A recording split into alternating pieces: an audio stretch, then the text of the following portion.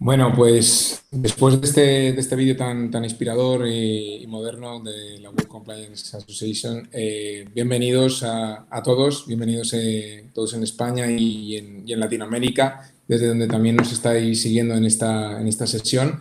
Esta sesión que nos ocupa, que hoy concretamente es pues la introducción al compliance dentro de lo que es la guía para pymes, ¿vale? Y de su implementación. Y desde lo que es el Círculo de Directivos de Alicante, que es un poco el promotor de la sesión de hoy, queremos agradecer la organización del evento a la World Compliance Association, con la que hemos hecho un acuerdo en la que luego comentaremos. La razón un poco del Círculo de Directivos, su razón de ser es hacer un poco, aportar valor al directivo de cualquier organización, sea el sector y el país y la situación en la que sea y el tamaño, ¿no? Basado principalmente en lo que son sinergias, el networking, en aportarle el conocimiento y la información necesarias para hacer el desempeño de su trabajo de una forma excelente y, sobre todo, aportarle lo que es una visión a largo plazo y, sobre todo, holística de lo que necesita para las organizaciones de hoy en día, ¿no? Y los retos a los que se enfrentan.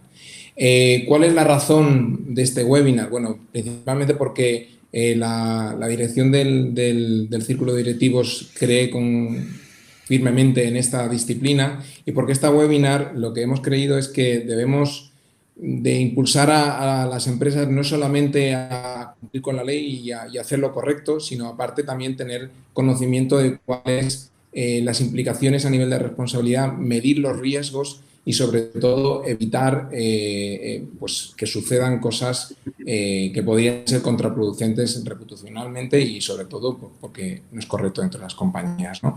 De esto nos van a hablar ampliamente nuestros ponentes de hoy. Y bueno, la reunión de la webinar de hoy se hace posible gracias a un acuerdo marco en el que hemos llegado con la World Compliance Association y el Círculo de Directivos, en el que pretendemos darle una difusión, dar formación y, sobre todo, sensibilizar desde el campo o sea, lo que significa el compliance para las compañías, como decía antes, ¿no? Y que tengan una difusión lo más amplia posible, ¿no? Dentro de lo cual es nuestro ámbito de actuación dentro de la provincia de Alicante, pero siempre con una proyección pues también nacional y a poder ser pues internacional, como es el caso de la World Compliance Association. Sí que quisiera aclarar, antes de que introduzca a los ponentes de hoy y no restarles más tiempo, que la de hoy es una sesión preliminar a una serie que pretendemos hacer, al menos 4 más, en las que pretendemos ampliar el conocimiento, profundizar muchísimo más en las implicaciones, en ejemplos y en la practicidad de la aplicación del compliance dentro de las compañías, para lo cual es necesario que los directivos estén formados. La de hoy es una sesión introductoria, lógicamente en el tiempo que tenemos, con la amplitud que tiene compliance, es imposible abarcarla toda, pero sí que hemos creído que con la presentación y con el contenido de la guía de los pymes y lo que nos van a comentar hoy tanto Sandra como Rafael, vamos a dar una introducción clara y una clara idea de cuál es el camino a seguir en este sentido, ¿no? Y, como os decía, pues pretendemos hacer al menos 3 o 4 más para cubrir todo el amplio espectro de esta disciplina. Sin más, introduzco a los ponentes. Sandra Soler y Rafael Moya Jover son expertos un poco en esta disciplina, son miembros de las diferentes comisiones de la World Compliance Association, en las que cubren pues, y están comprometidos un poco con pues, la parte de pymes, la certificación de sistemas, también la parte que está especializada en el tercer sector, en la parte de igualdad y también en tecnología. Como veis, tocan muy diferentes aspectos pues bueno, del mundo empresarial y de los aspectos de compliance, ¿no?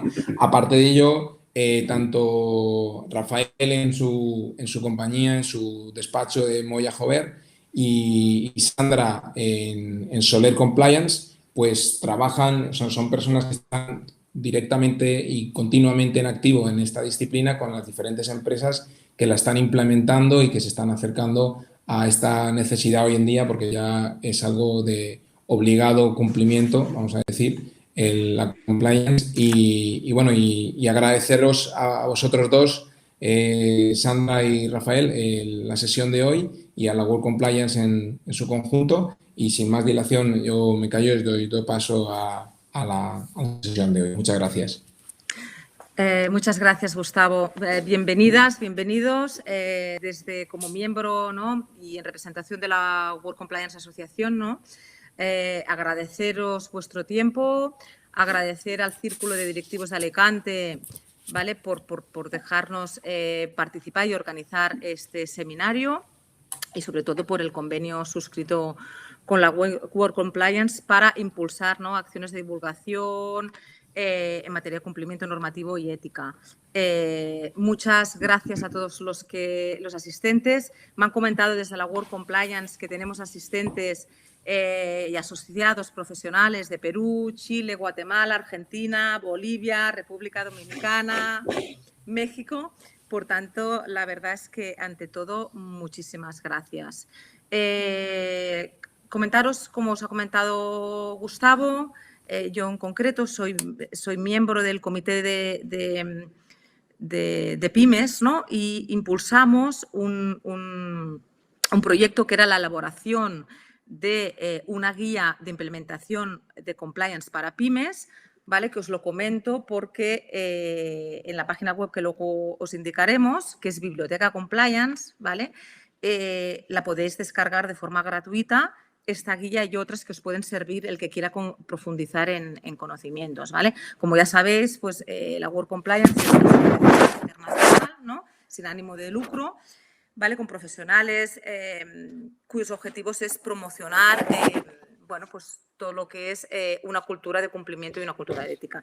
Bueno, como tenemos poco tiempo, en principio esta sesión la hemos dividido en dos partes, una que voy a introducir yo y otra parte que va a explicar mi compañero Rafael Moya. Bueno, vamos a empezar hablando de qué es esto de la responsabilidad penal de la persona jurídica, ¿no?, que está tanto de moda, ¿no?, o qué es compliance, ¿vale?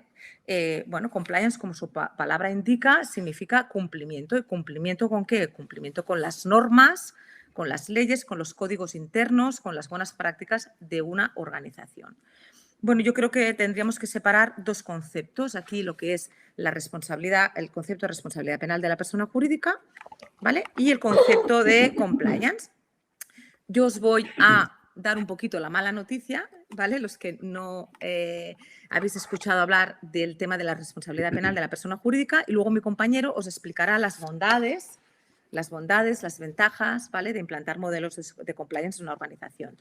Bueno, deciros que podéis, cualquier duda que tengáis, la podéis escribir en el chat, os iremos respondiendo, si no, al final, ¿vale?, os intentaremos responder a todas las consultas, es decir, que podéis preguntar lo que creáis, ¿vale? Bueno, entrando en el tema, ¿no?, ¿qué es esto de la responsabilidad penal de la persona jurídica? Bueno, la comisión de ciertos comportamientos delictivos, ¿no?, en el desarrollo de las empresas puso en peligro, ¿vale?, derechos fundamentales del buen gobierno corporativo. ¿Y qué hizo en España? Porque yo voy a hablar desde un punto de vista de la reforma del Código Penal español. Es cierto que tenemos que tener en cuenta que aquí estáis asistentes de un montón de países donde las legislaciones, bueno, cada país tiene sus peculiaridades, ¿vale?, en su legislación. Pero al fin y al cabo, el concepto responsabilidad penal y el concepto compliance es el mismo en todos los países, ¿no?, que aquí representáis, ¿no?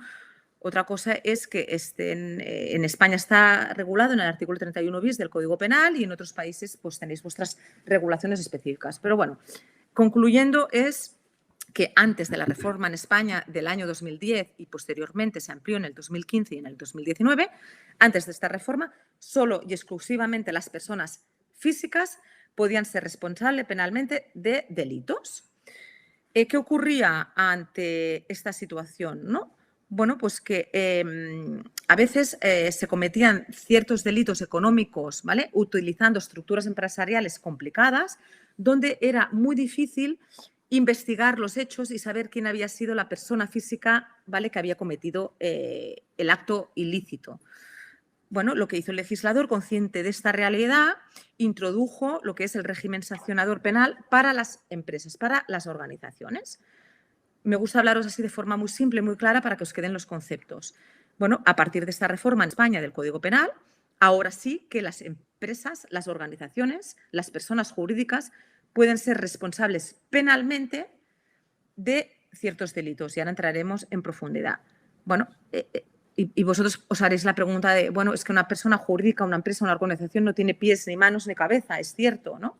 Claro, y dices, ¿y qué pasa si es responsable penalmente? Bueno, pues una empresa evidentemente no irá a la cárcel porque materialmente no puede ir, ¿vale? Pero sí que tendrá consecuencias importantes como sanciones importantes, daño reputacional, etc., que veremos luego más específicamente. Bueno, ¿qué nos dice en España, no? Pero que creo que lo tenemos que extrapolar a las otras legislaciones porque, como os decía, el concepto es el mismo, ¿no? Que ahora sí que las empresas, ¿vale?, pueden ser responsables penalmente de los delitos que cometan. Por una parte, hay dos supuestos: sus representantes legales, los autorizados a tomar decisiones con facultades de organización y control, o los delitos que puedan cometer sus empleados. Son dos supuestos de los cuales se deriva responsabilidad penal a la empresa, a la persona jurídica. Bueno, en ambos casos creo que es importante señalar, ¿vale?, que siempre este acto, este delito, este acto ilícito, lo tienes que cometer evidentemente en nombre y por cuenta de la persona jurídica y en su beneficio directo o indirecto. Vamos a diferenciar estos delitos cometidos por representantes legales. Bueno, pues los representantes legales, ¿vale?, son los responsables, ¿vale?, de que se implemente en su organización, ¿vale?, un modelo de compliance que sea eficaz, ¿vale? Y la no diligencia, ¿vale?, en la implementación de medidas preventivas, bueno, puede llevar a responsabilidades penales. El supuesto 2 es el caso de que son los trabajadores que pueden cometer algún delito, ¿vale?, como consecuencia de un incumplimiento grave de los deberes de supervisión y vigilancia, ¿vale?, que tienen los órganos de administración. Pero en resumidas cuentas, aquí lo importante es que la persona jurídica puede ser responsable penalmente de los delitos cometidos por los administradores o por los empleados, siempre y cuando se actúe en nombre y por cuenta de la persona jurídica y en beneficio directo e indirecto. Esto es un concepto que quizá ahora no le dais importancia, pero yo creo que es muy importante aclarar qué significa, ¿vale? Cuando alguien actúa en nombre y por cuenta de la persona jurídica, ¿vale?, quiere decir que evidentemente es necesario establecer esos hechos de la persona física a la persona jurídica para poderle imputar como autora de un delito, ¿vale? Vamos a poner un ejemplo, ¿no? Es evidente que una empresa no puede ser considerada penalmente responsable por un delito que cometa un directivo, pues, por ejemplo, porque ha decidido en su ámbito familiar, ¿vale?, sobornar a un empleado municipal, por ejemplo, ¿vale?, de tal manera que quiere construir una piscina en su casa y lo soborna, ¿vale?, para que le otorgue una licencia de forma irregular. Evidentemente, este directivo que no está actuando en nombre de la persona jurídica, sino está actuando en su ámbito personal, pues puede cometer un delito, pero aquí no tiene nada que ver la persona jurídica, ¿vale? En cambio, este mismo directivo que realiza quiere hacer obras, por ejemplo, en su organización, ¿no?, y soborna a un funcionario público para que le otorgue una licencia irregular para hacer estas obras, pues evidentemente aquí está actuando en nombre y por cuenta de la empresa, ¿no? Por tanto, es uno de los requisitos que creo y de los conceptos que creo que tienen que quedar muy claro en el tema para poder derivar responsabilidad penal a la persona jurídica. Otro de los conceptos claves también es que evidentemente este acto tiene que suponer un beneficio directo o indirecto a la persona jurídica. Bueno, y diréis, ¿qué es esto de beneficio directo o indirecto? Bueno, evidentemente el responsable del departamento financiero de una organización, ¿vale?, que pudiera cometer un delito fiscal, pues evidentemente si se deja de ingresar cierta cantidad de dinero a Hacienda, pues la empresa tiene un beneficio directo, ¿no?, porque se está ahorrando, ¿vale?, se está ahorrando una cantidad de dinero. Por tanto, en este sentido es claro, ¿vale? ¿Qué sería esto de beneficio indirecto, ¿no?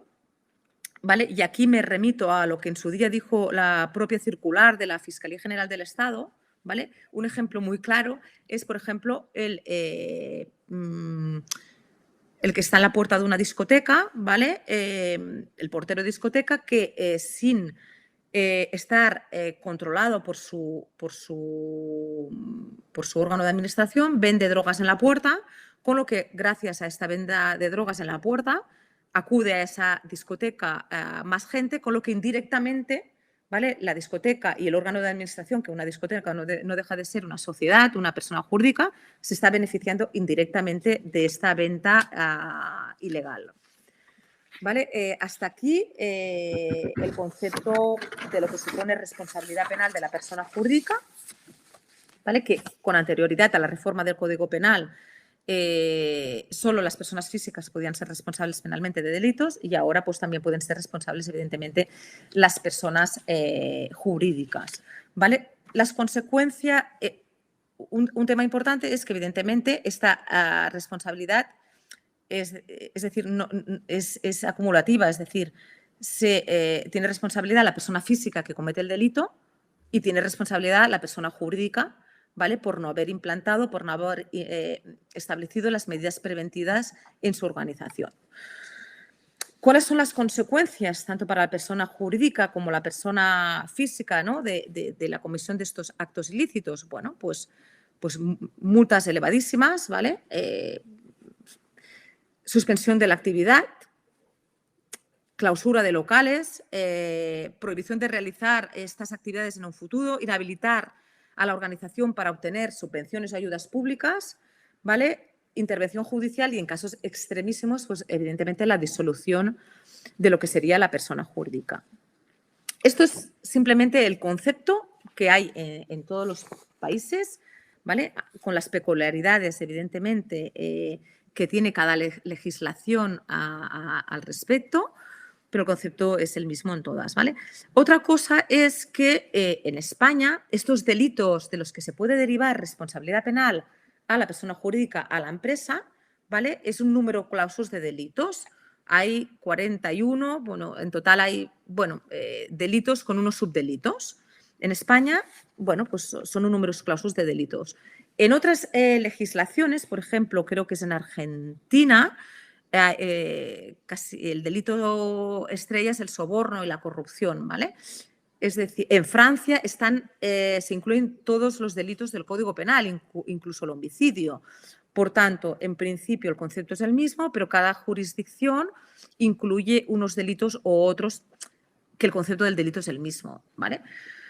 Como delitos más relevantes, evidentemente, es corrupción, todo lo que es soborno, estafas, todos los delitos que van en contra de la intimidad personal, ¿no?, todo lo que es protección de datos, todo lo que es publicidad engañosa, facturación fraudulenta, insolvencias punibles, alzamiento de bienes, propiedad intelectual, industrial, todo el tema de secretos de empresa, delitos económicos, hacienda pública, contra la seguridad social, medio ambiente, delitos contra la salud pública, etc. Por tanto, el riesgo de que se puedan cometer actos ilícitos en todas las organizaciones existe. El riesgo mínimo no existe. En todas las organizaciones existen unos riesgos, ¿vale? Y de ahí, pues, la importancia en intentar minimizarlos, ¿vale?, evitarlos. Bueno, ahora hablaríamos, antes de pasarle la palabra a mi compañero, ¿no?, de qué responsabilidad tiene la alta dirección y el Consejo de Administración por no implementar un modelo de compliance.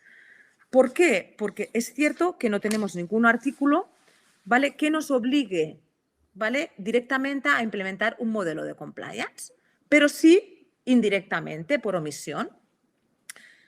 El tema de la autorregulación, de todo el tema de compliance, ¿no? De la responsabilidad penal de la persona jurídica, ¿vale? Es un tema de autorregulación. ¿Qué hizo el legislador? ¿Vale?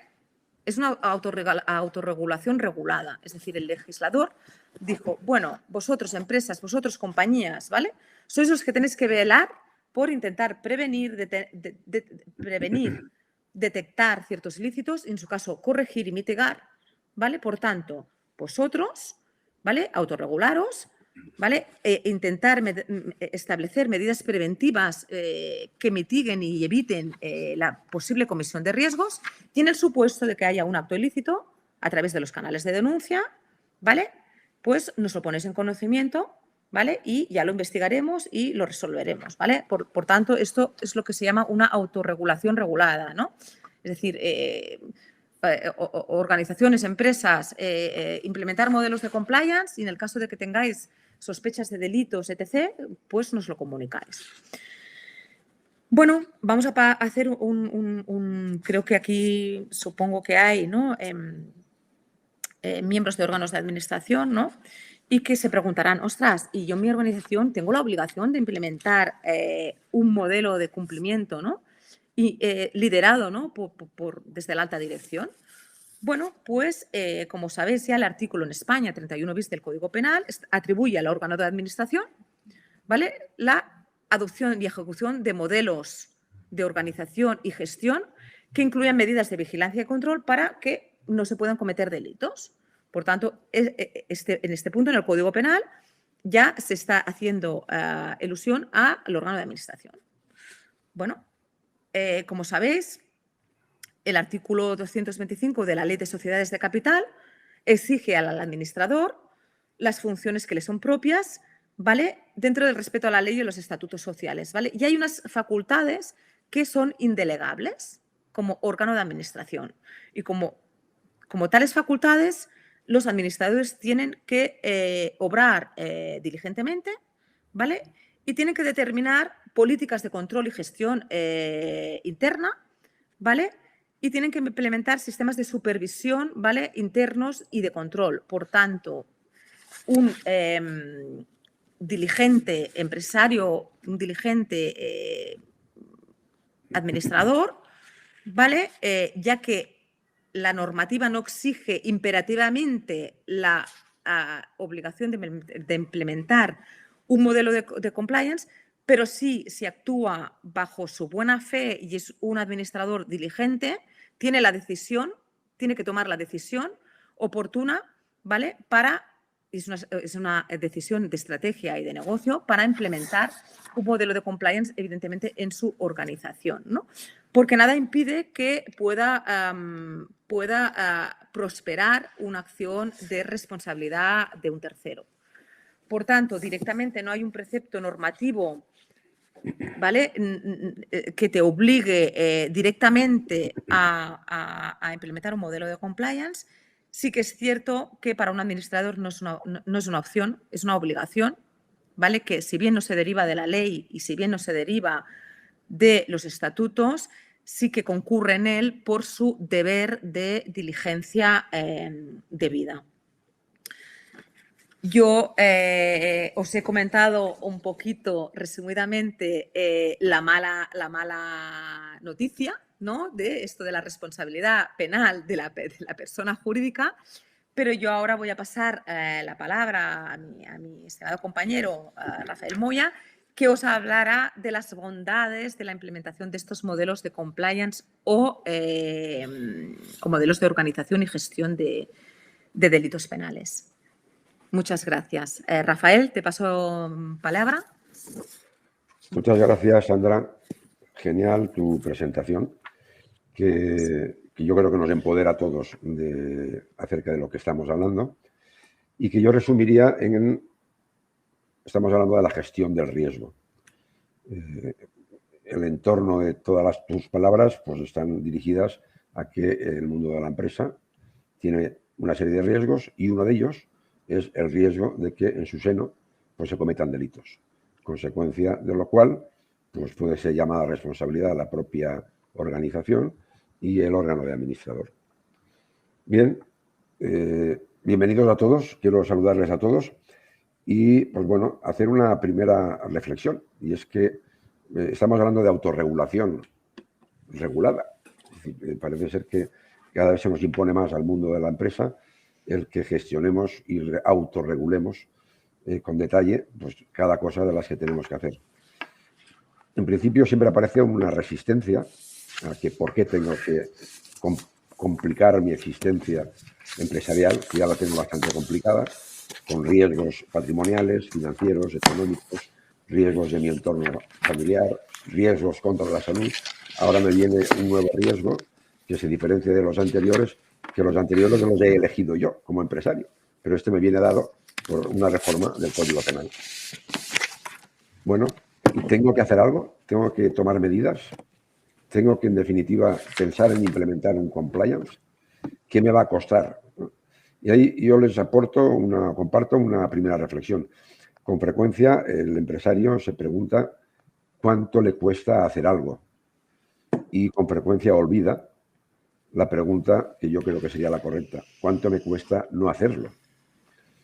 Pues bueno, a partir de ahí y de este deber que viene impuesto de una manera muy directa, de la obligación de generar una respuesta con modelos de organización y gestión, pues entremos en lo que denominamos la buena noticia. Hasta ahora, pues todo eran malas noticias. Si haces esto, te pasará aquello. Si haces aquello, te pasará esto. Y además tienes que autorregularte. Pues bueno, esa autorregulación es la buena noticia. Y en definitiva es lo que conforma el proyecto de implementación de un modelo de compliance en el mundo de la empresa. Un compliance, la primera respuesta de satisfacción que puede ofrecer, y no la única, y hablaremos de ello más adelante, al mundo de la empresa, es que produce la exoneración o al menos la mitigación de la responsabilidad tanto de la organización como del órgano de administración para el supuesto caso en que en su seno pues, haya sido cometido un delito. Esa es la buena noticia, que si somos capaces de generar un proyecto de compliance, de cumplimiento normativo eficaz, tal como establece el código, pues la primera buena noticia es que podemos ver exonerada nuestra responsabilidad. Bueno, condiciones mínimas. No conozco la legislación de todos los países, de todos los que hoy son asistentes, sí conozco alguna, en concreto la de México, con la que hemos tenido que trabajar, algunas de las europeas y algo de la peruana. Y bueno, en todas ellas viene a decirse lo mismo, de una manera muy genérica, que sean métodos, que sean medidas de organización y gestión que sean adoptadas y ejecutadas con eficacia, que sean adoptadas y ejecutadas antes de la comisión del delito, que sean medidas idóneas de vigilancia, supervisión y control, que es una obligación que incumbe al órgano de administración, quien es el que asume esa obligación, derivada de su condición de administrador social y derivada de la exigencia que el propio Código Penal pues, le viene impuesta. Y que, por último, prevenga, ese plan de cumplimiento, prevenga delitos de la misma naturaleza. Es decir, nunca tendremos unas buenas medidas de organización y gestión si no contemplamos como hipótesis de trabajo el riesgo de cometer una conducta delictiva determinada. Si esa ha pasado por alto, pues seguramente nuestro compliance no reúne el requisito de la eficacia. No es completo.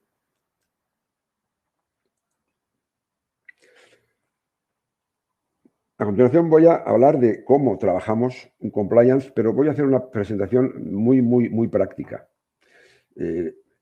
Confío estar alineado con las exigencias o con las expectativas de los que nos están viendo, en la medida en que, pues bueno, yo he asistido a muchísimos eventos en los que se hace una presentación de lo que es un compliance y debo confesar que en la mayoría de los casos encuentro pues una presentación tan genérica, tan de remisión directa a la normativa, que muchos de los asistentes pues salimos diciendo, bueno, ¿y esto cómo se hace?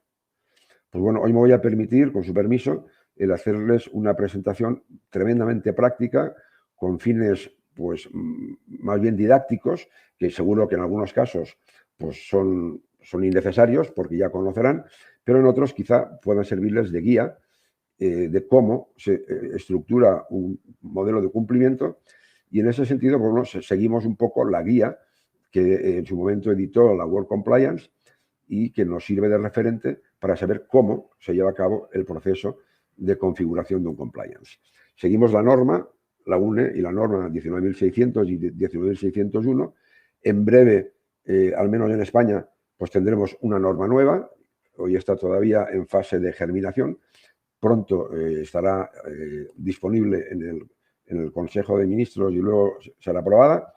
Y bueno, cuando tengamos la nueva norma, pues sabremos a qué atenernos. Estamos hablando de qué es el compliance penal. Bueno, ¿qué puntos esenciales consideramos que debe tener un compliance? En primer lugar, debe existir un empoderamiento por parte de la dirección.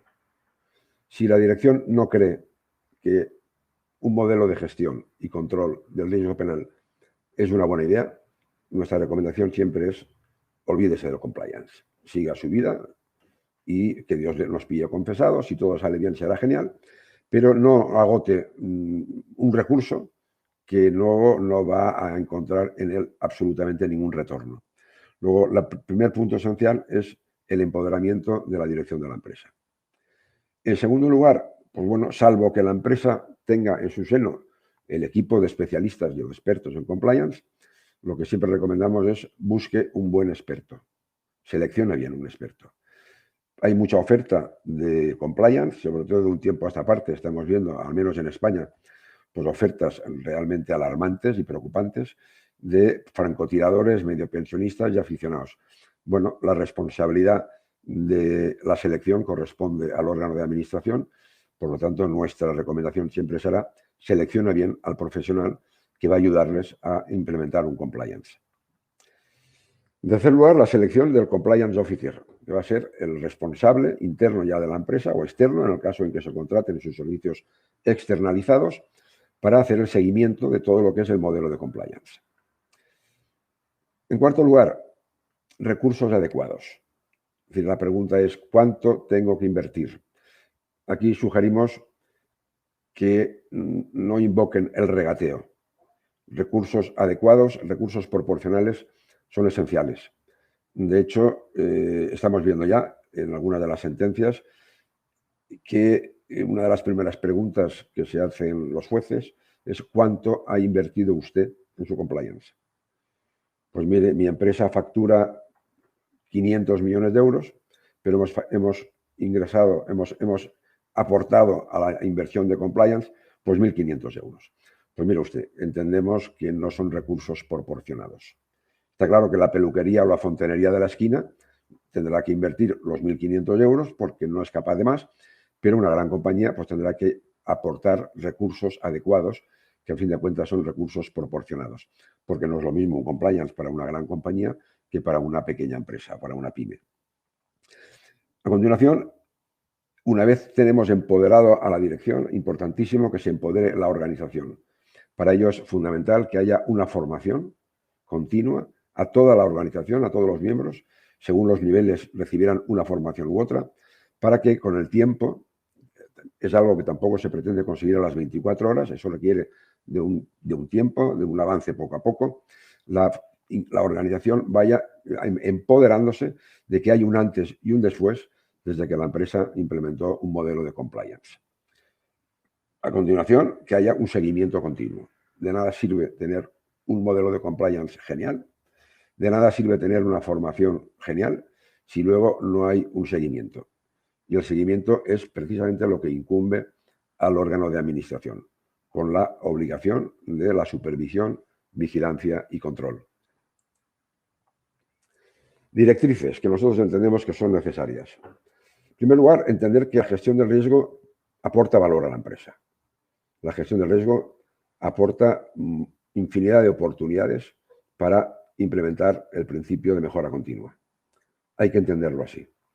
Debe estar integrada en la cultura empresarial. Debe de tratar de forma explícita la incertidumbre. No vale una apreciación genérica. Podemos tener muchos riesgos, tantos riesgos de este orden, riesgo de aquel orden. No, dentro de cada riesgo tenemos que analizar de manera explícita cada una de las incertidumbres que en el fondo son exposiciones al riesgo penal. es necesario que haya un tratamiento explícito de esa incertidumbre. Debe ser el proceso sistemático y estructurado. No cabe la improvisación. Ahora se me ocurre blanco, mañana se me ocurre negro y pasado mañana pues ya veremos de qué manera improvisamos. Debemos de trabajar con procesos sistemáticos y estructurados. Debe ser un traje hecho a la medida. Aludiendo a la Circular 1/2016, a la que ha hecho referencia antes mi compañera Sandra, ya se especifica en ella de manera muy clara que se inspira a los fiscales que estén atentos ante operaciones de mero maquillaje, operaciones de copia y pega, a la que tan aficionados somos algunos de los empresarios. Entonces, el traje tiene que ser un traje a medida que contemple específica y concretamente los riesgos que cada organización tiene. No cabe copiar de un compliance de una empresa del mismo sector, porque seguro que algunas cosas coinciden, pero igualmente seguro es que otros muchos riesgos no van a ser coincidentes. Por lo tanto, insisto, debe ser un traje hecho a la medida. Debe ser una actuación interactiva. Es decir, no basta con que un profesional implemente un programa, lo tengamos ahí y quede quieto. De alguna forma tiene que haber una interacción, que será inspirada desde el órgano de administración, puesta en práctica por el Compliance Officer y complementada y apoyada seguramente desde los directivos de cada uno de los departamentos de la empresa. Al menos esa es, ahora cuando hablemos de cómo hacer, como nosotros tratamos de inspirar a las empresas para que ejecuten con eficacia un programa de cumplimiento, tratando de implicar, de comprometer a los distintos directivos de la organización. Y debe estar orientada a la mejora continua dentro de lo que es la sensibilidad del cambio. Una empresa no es estática y no puede ser estático un compliance. En la medida que la empresa evoluciona, tiene que ir evolucionando el compliance. En la medida en que la sociedad evoluciona, que nuestros proveedores cambian, que el código penal cambia, el compliance debe ir adaptándose a esos cambios y en esa medida debe ser sensible y estar atento siempre a ese cambio. Dicho de otra manera, tiene que estar permanentemente actualizado. Bueno, el aspecto práctico. ¿Cómo sugerimos desarrollar un compliance? Insisto en que esta es una visión que forma parte de mi visión personal, pero que puede servir pues, de orientación. Seguro que hay otros métodos para llevar a cabo un programa de compliance. Nosotros pensamos en el compliance de la PYME y a partir de ahí entendemos que tenemos que olvidarnos de algo que sugieren todos estos foros cuando se hablan de las grandes compañías, de las que cotizan en bolsa. Estas grandes compañías trabajan con procesos y, por lo tanto, la gestión del riesgo penal ha de enfocarse en estas compañías en cada uno de los procesos. La PYME, la pequeña y la mediana empresa, difícilmente trabaja con procesos sin perjuicio de que tenga algún que otro proceso implementado en su organización. Con lo cual, gestionar el compliance desde el proceso es absolutamente imposible en una compañía pequeña. Es una aspiración que pasa porque antes tengan implementados procesos y la pequeña y mediana empresa no dispone de recursos para trabajar por procesos, ni la organización es tan compleja que requiera la necesidad de trabajar por procesos. De ahí que nosotros orientamos en la práctica que el compliance se gestione desde los departamentos, desde las áreas funcionales que cada organización tiene.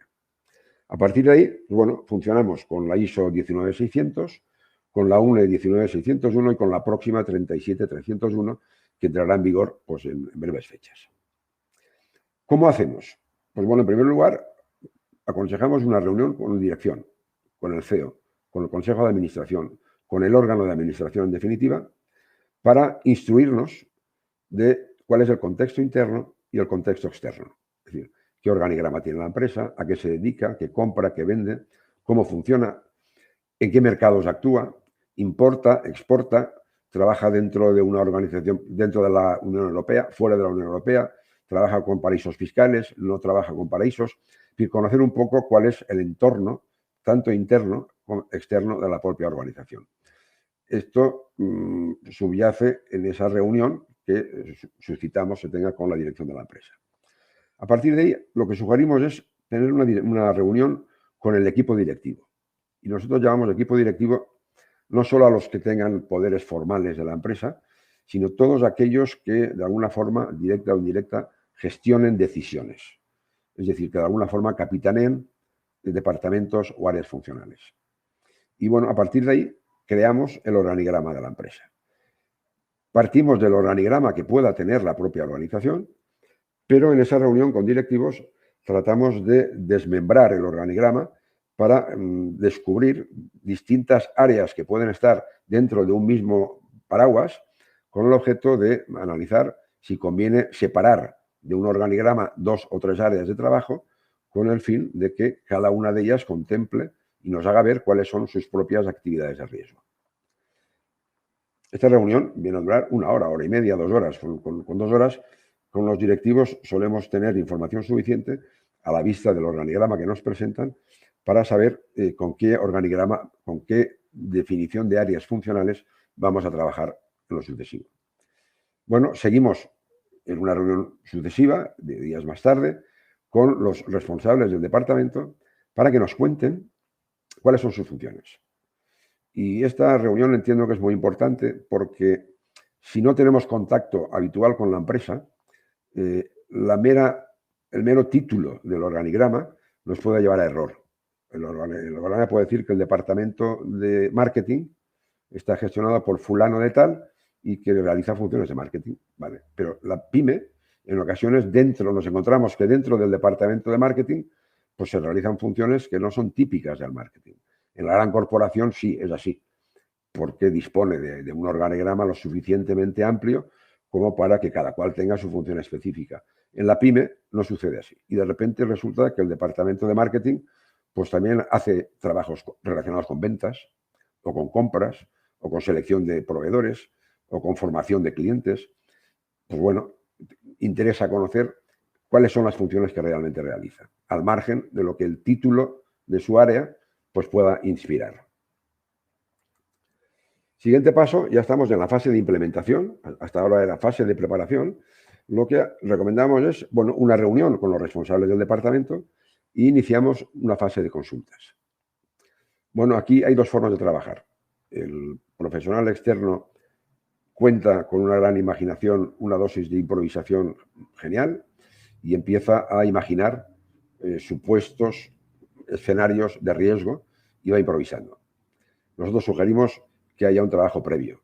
El trabajo previo es que haya un checklist predefinido por departamentos y por delitos que nos permitan hacer un seguimiento pues adecuado, estructurado y sistemático, sin perjuicio de que en un momento determinado podamos añadir preguntas que nos han sido sugeridas pues desde el organigrama que hemos visto o desde la determinación de las funciones que cada área pueda tener o incluso en el propio desarrollo del checklist pues se nos pueden sugerir preguntas y esas son añadidas necesariamente. Nosotros partimos en un principio de un trabajo previo, predefinido, de entre 800 y 1000 preguntas, en función del sector del que estemos hablando. Bueno, seguir ese checklist de 1000 preguntas pues nos va conduciendo de una manera sistemática y evita tener que asumir el riesgo de que hoy estoy mejor inspirado, mañana estoy peor inspirado y se me ocurre más o se me ocurre menos. Y ahí vamos respondiendo a las preguntas. En España tratamos de 41 delitos o 41 supuestos de comisión de delito. No es que estemos hablando de 41 tipos delictivos, sino que algunos de los tipos, como bien ha dicho Sandra, los hemos subdividido en subdelitos, subtipos, con la idea de centrar la atención en cada uno de esos subtipos.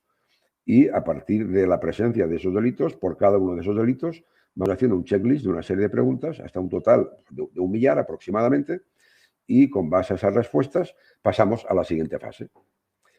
Con lo que pretendemos en la fase de consultas es definir actividades de riesgo, para luego entender qué conductas de riesgo son susceptibles de ser cometidas. ¿Qué es para nosotros una actividad de riesgo? Pues por utilizar un ejemplo muy sencillo, una actividad de riesgo es tener un móvil, un celular. Y una de las preguntas que se hará seguramente a todos los departamentos es, ¿usted dispone de un celular? Te van a decir que sí. Bueno, ahí hay una actividad de riesgo. ¿Usted trabaja con un ordenador? Sí, ahí hay una actividad de riesgo. ¿Usted contabiliza? Sí, ahí hay una actividad de riesgo. ¿Usted efectúa cobros, pagos? Sí. Esos son actividades de riesgo. ¿vale? A partir de esas 800.000 preguntas se definen por departamentos qué actividades tienen respecto de cada uno de los delitos analizados. Y nos encontraremos que habrá delitos con los que no hay actividades de riesgo. Por ejemplo, estamos hablando con una empresa que se dedica a la confección textil, pues difícilmente va a tener un riesgo relacionado con el tráfico de órganos. Pues bueno, las respuestas al delito de tráfico de órganos habrán sido todas negativas, por lo tanto no habremos detectado ninguna actividad de riesgo en esta empresa relacionada con el delito de tráfico de órganos. Pero sí habremos encontrado actividades de riesgo relacionadas con compras, con ventas, con etiquetados, con publicidad, con marketing, etcétera, etcétera. Bueno, pues ya tendremos definidas las actividades de riesgo departamento por departamento, que serán distintas, y a partir de ahí elaboraremos un informe de las actividades de riesgo que hemos analizado, que hemos visto, y estableceremos un mapa de probabilidad. Es decir, cada riesgo vamos a contemplar el grado de recurrencia que tiene. Pues yo utilizo un móvil todos los días, un celular todos los días. No, yo etiqueto productos o yo redacto el etiquetado de los productos pues una vez al año. Pues hay que contemplar el grado de recurrencia para luego entender el nivel de riesgo que estamos teniendo con una actividad que se produce todos los días o que se produce de manera casual o de manera esporádica. Una vez hemos analizado esto, vamos a tratar de definir un informe de conductas de riesgo, también elaborada por departamentos. ¿De qué manera? Pues bueno, si hemos determinado a una pregunta que se le ha hecho en la fase inicial es si usted tiene un celular, la respuesta es que sí. Hemos contemplado la actividad de riesgo de disponer de un celular. ¿Cuáles serían las conductas de riesgo que pueden producirse por tener un celular? Pues bueno, ahí es código penal. Y ahí es donde hay que hacer un esfuerzo conociendo el código penal. Bueno, las conductas de riesgo, por decir algunas que pueden cometerse con un celular, pues imaginemos que la compañía realiza un evento de aniversario del 25 años de la fundación de la empresa y en ese evento, pues alguien de buena fe de la compañía se pone a hacer fotografías y sin consultar ni preguntar, la sube a la web de la corporativa y la difunde por todas las redes sociales. Bueno, ahí hay una conducta de riesgo, un delito contra la intimidad. Bueno, pues ya hemos analizado con la pregunta cuál es la actividad y ya hemos definido qué conductas de riesgo pueden llevarse a cabo con un celular o con un ordenador o con un torito cargador o con un transporte. Y bueno, ya vamos definiendo, vamos vinculando la actividad al tipo delictivo. A eso le llamamos nosotros conductas de riesgo. El paso siguiente, pues bueno, ya sabemos dónde tenemos los riesgos. Y ahí añadimos un mapa de impacto.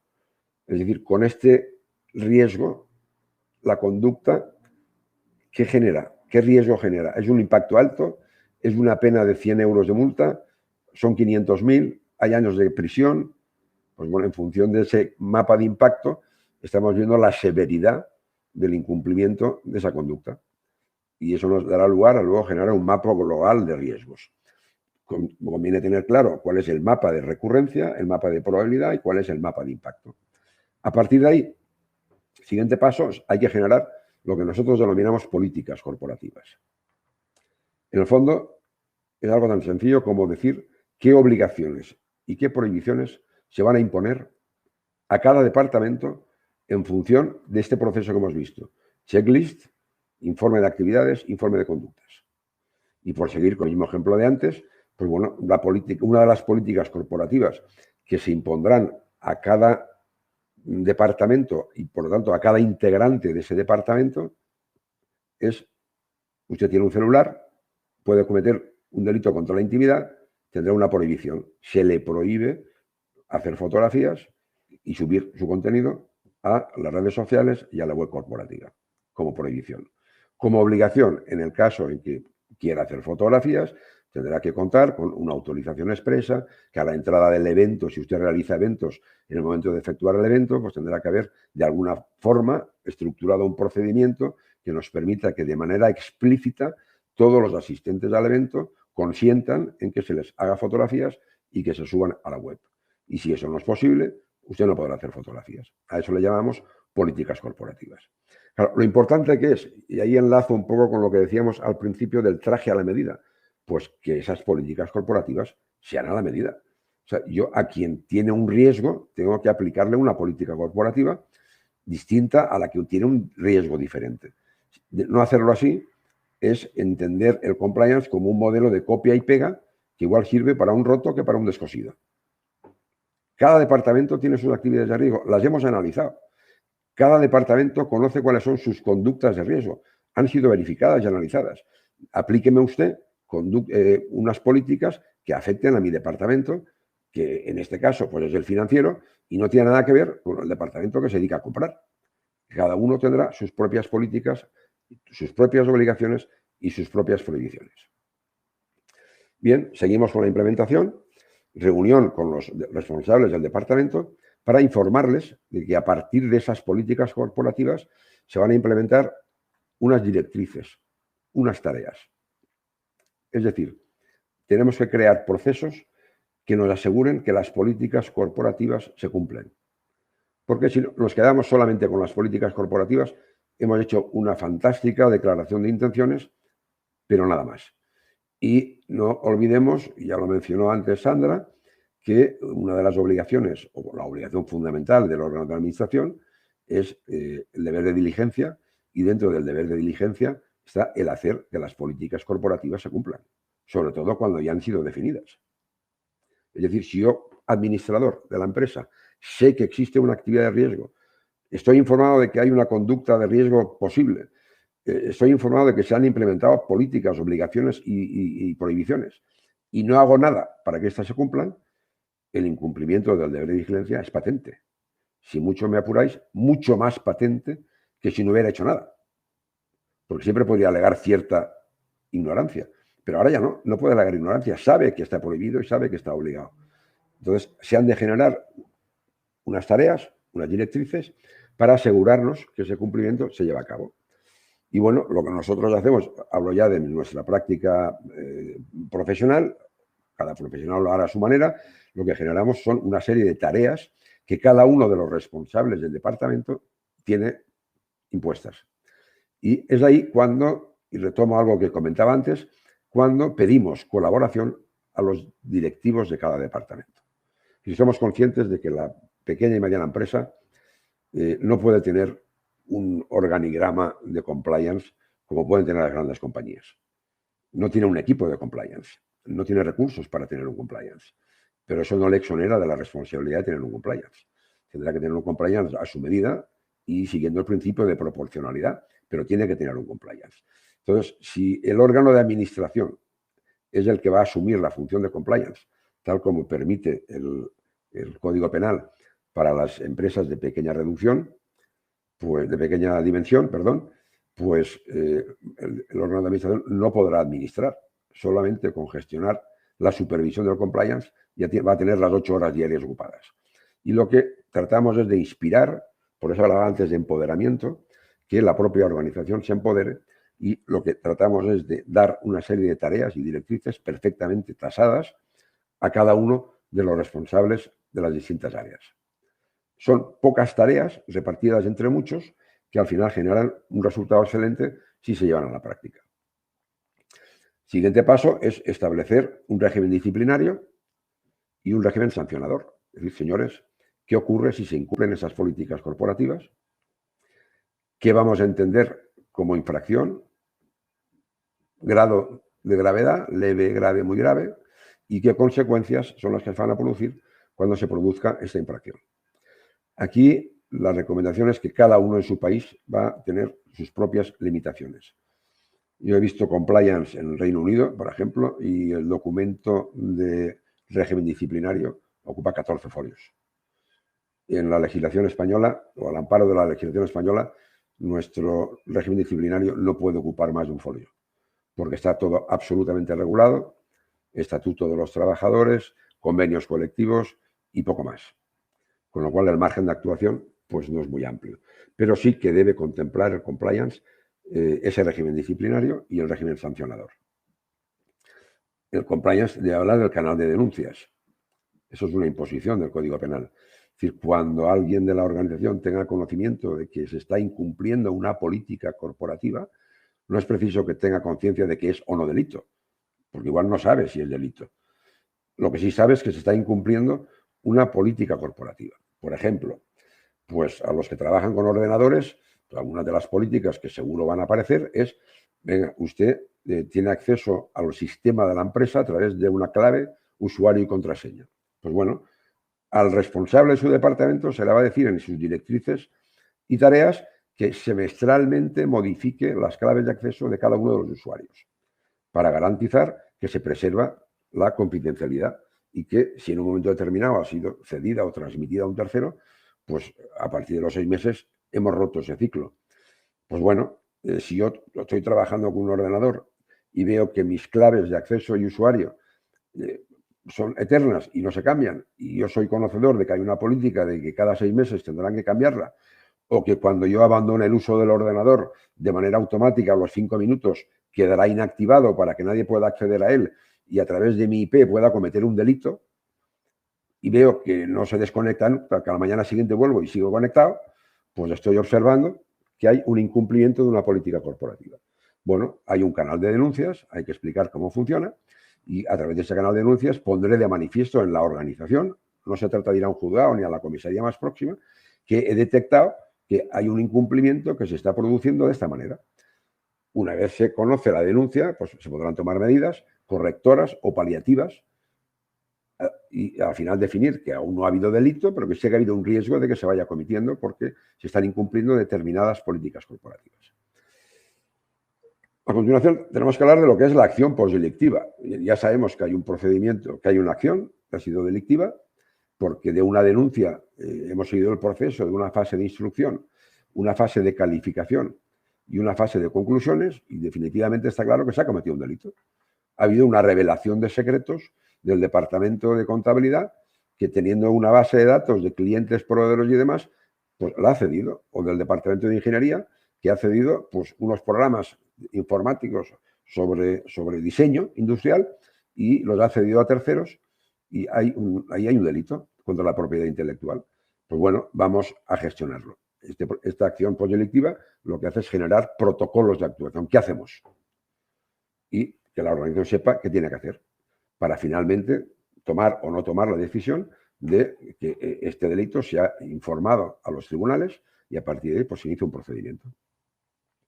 Y por último, lo que hacemos es generar un mapa de calor que lo que hace es unir lo que estábamos hablando antes del mapa de recurrencia o de probabilidad con el mapa de impacto para definir finalmente pues, cuál es el mapa de calor de toda la compañía.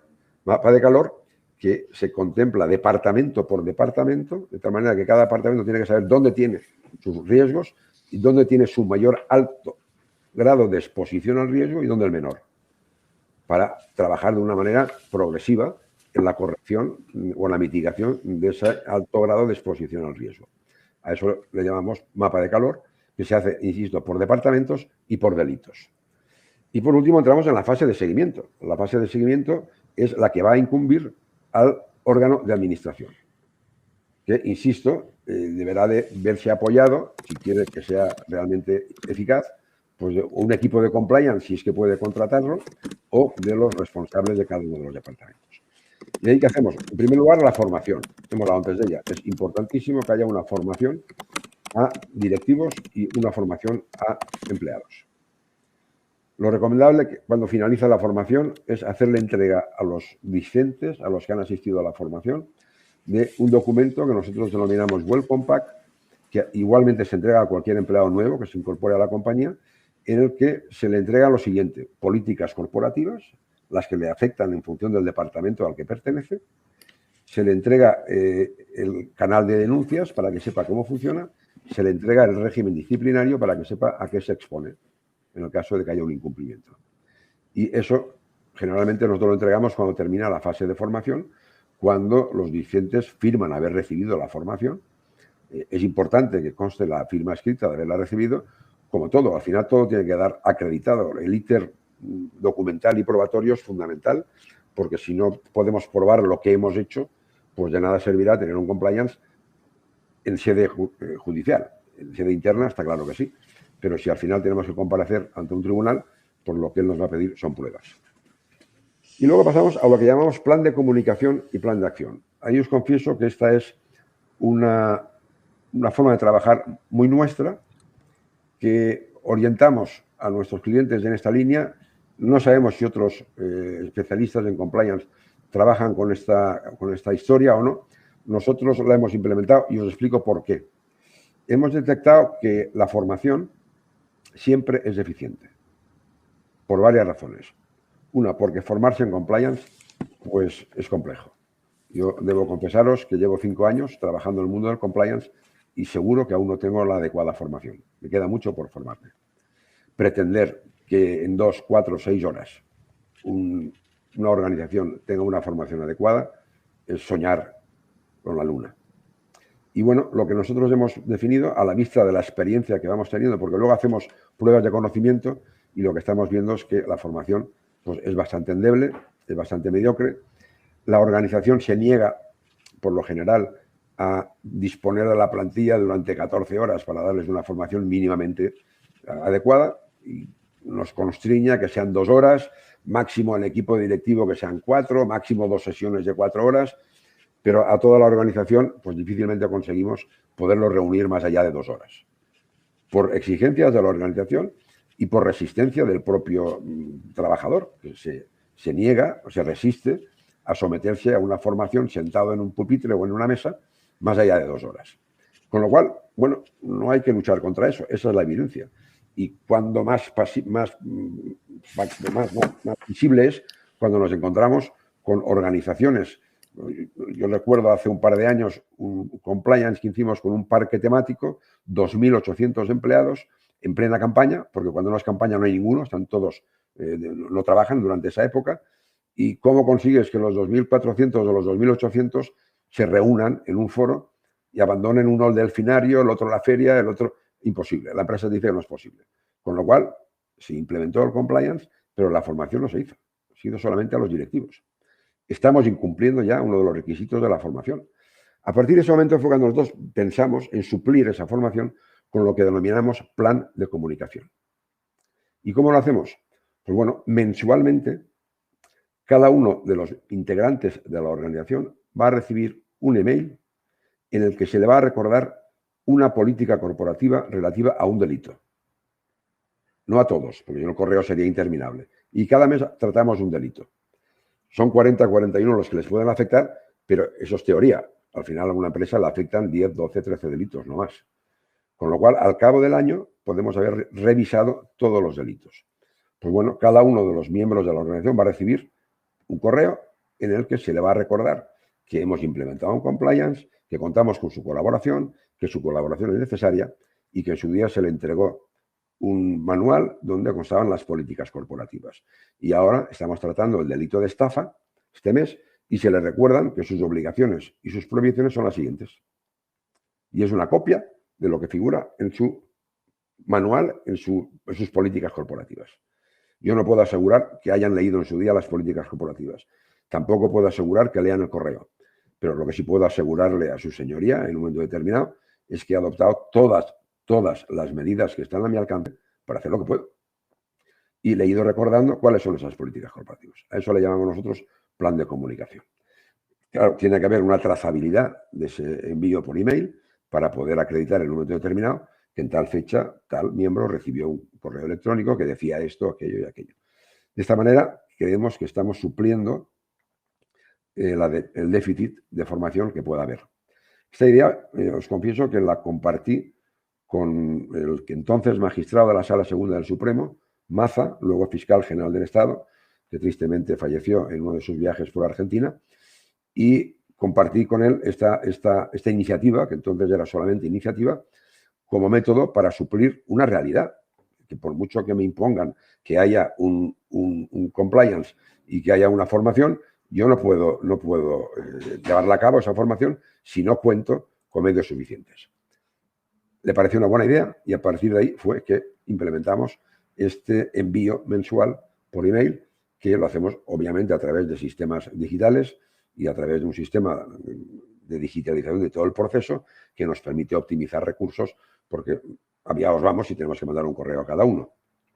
El siguiente proceso es un plan de acción. Plan de acción, hacemos exactamente lo mismo. Enviamos solamente a los directivos de cada empresa el plan de trabajo que tiene para este mes. Si este mes hablamos de seguridad informática o daños informáticos, pues tendrá unas tareas. Y le recordamos qué tareas son las que tiene que hacer. Y le adjuntamos unos registros, unas fichas registros, donde tiene que anotar, ahí le vienen recordados también, además en el correo, qué tareas son las que tiene que hacer y simplemente con un clic anotar que las ha hecho o que no las ha hecho. Y si no las ha hecho, que anote por qué no lo ha hecho. Porque no es posible, porque la dirección no me lo permite, porque no tengo medios, porque no me hacen caso, que cuente su experiencia para adoptar las medidas necesarias cuando se haga finalmente la auditoría o la revisión de ese plan. Y bien, dicho esto, y con esto estamos ya a punto de terminar, ¿qué no es un compliance? Un compliance no es un mero libro que colgamos en una estantería. Eso no sirve para nada. Un compliance no es una operación de maquillaje, no es un copia y pega. Un compliance no es un regateo de recursos. Tenemos que aplicar recursos proporcionados. Y un compliance no es algo que no esté basado en el empoderamiento de la empresa. En mi empresa no cometemos delitos. Ese es el típico discurso que oímos los abogados que nos dedicamos a esto. Es más, cuando hablo de clientes de toda la vida, lo que me dicen es, Rafa, tú nos conoces desde hace 20 años o desde hace 30 años y sabes que en mi casa pues, no cumplimos la ley y no cometemos delitos. Bien, yo siempre les digo, me alegro que pienses eso, pero es muy posible que sí que se estén cometiendo delitos y que tú no lo sepas. Y les presento pues, un imaginario más o menos como este y os cuento una historia real. Colaboración de la empresa con un cliente. ¿El caso cuál es? El siguiente. Un cliente nuestro, además de un caso que se nos planteó hace ya muchos años, justamente cuando estaba haciendo la primera presentación de compliance en un foro de negocio, contando por primera vez en qué consistía el compliance. Y esa misma mañana se nos planteó esto.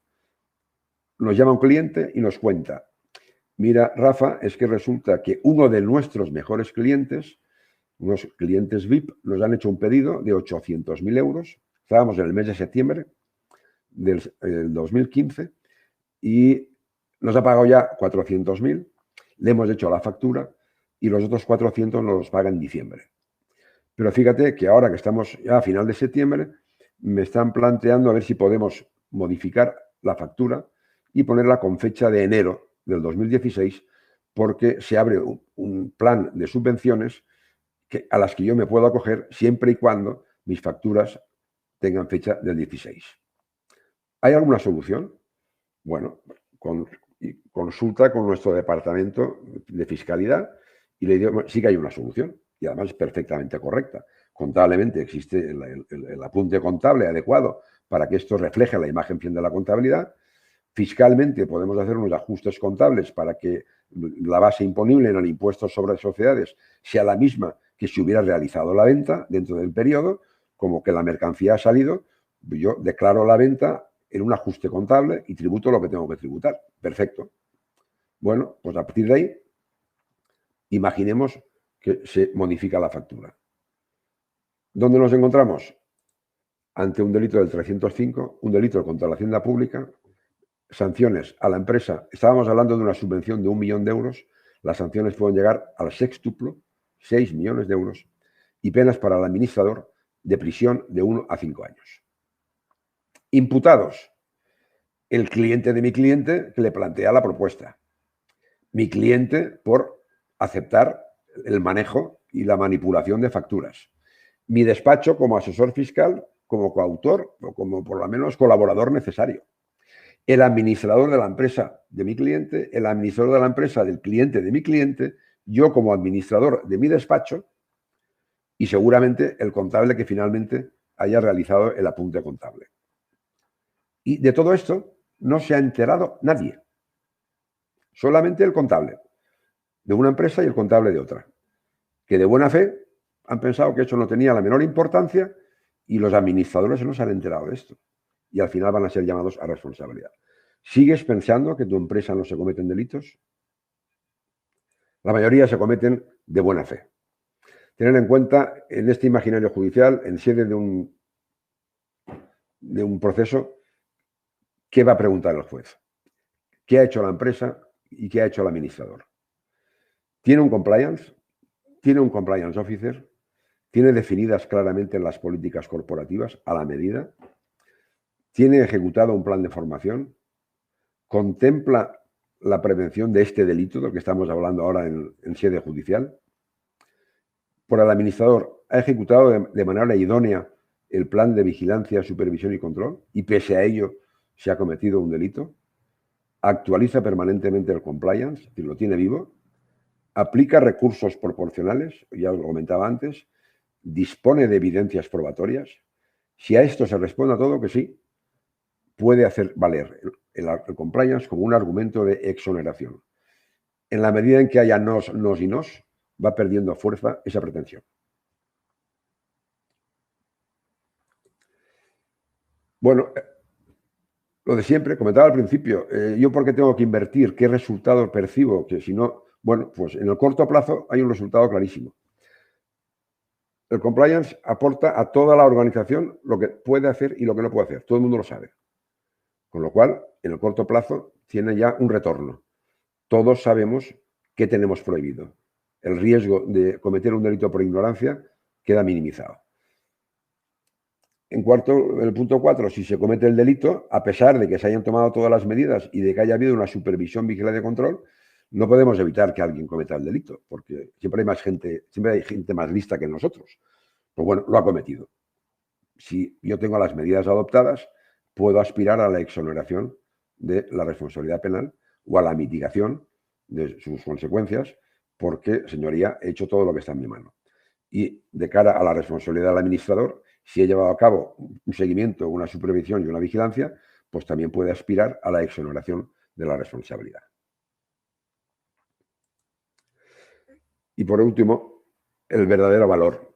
Para nosotros, el verdadero valor de un compliance no es entenderlo como un cortafuegos, que lo es, como hemos podido ver. Si solamente aspiramos a eso, estamos perdiendo la oportunidad de otorgar al compliance un importantísimo valor. En primer lugar, el valor de la cultura de las buenas prácticas, la cultura de la ética, de los principios. Qué duda cabe que apoyan a un largo recorrido de la empresa. Cualquier entidad, cualquier organización que aspire a largo plazo, a largo recorrido, tiene que contar con una cultura de ética, con una cultura de principios, con una cultura de cumplimiento.